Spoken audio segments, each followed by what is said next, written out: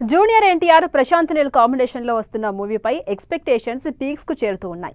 War 2 result తర్వాత dragon పై serious focus పెట్టి work చేస్తున్నాడు ఎన్టీఆర్. స్క్రిప్ట్లో కొన్ని చేంజెస్ చేసి మరీ సరికొత్తగా తెరకెక్కిస్తున్నారట. ఫ్యాన్స్ అంచనాలకు తగ్గట్లుగా ఆడియన్స్కు నచ్చేలా సినిమా ఉండబోతోందట. అయితే ఈ మూవీకి గతంలో డ్రాగన్ అనే టైటిల్ పెట్టగా ఇప్పుడు కొత్త టైటిల్ పెట్టబోతున్నట్టు గాసిప్స్ చక్కర్లు కొడుతున్నాయి.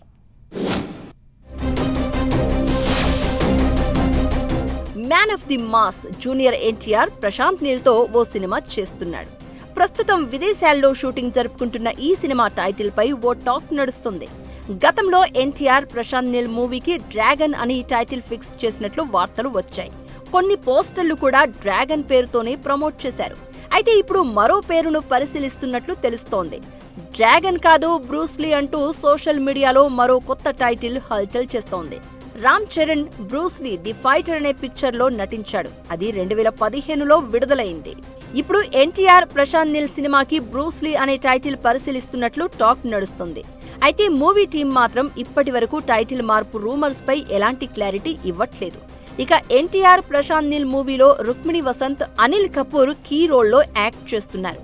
ఈ మూవీని జూన్ 25న రిలీజ్ చేసేందుకు రెడీ అవుతున్నారు. మైత్రి మూవీ మేకర్స్, ఎన్టీఆర్ ఆర్ట్స్ బ్యానర్లపై నిర్మిస్తున్న ఈ భారీ బడ్జెట్ ప్రాజెక్ట్ కి రవి బస్రూర్ మ్యూజిక్ అందిస్తున్నారు.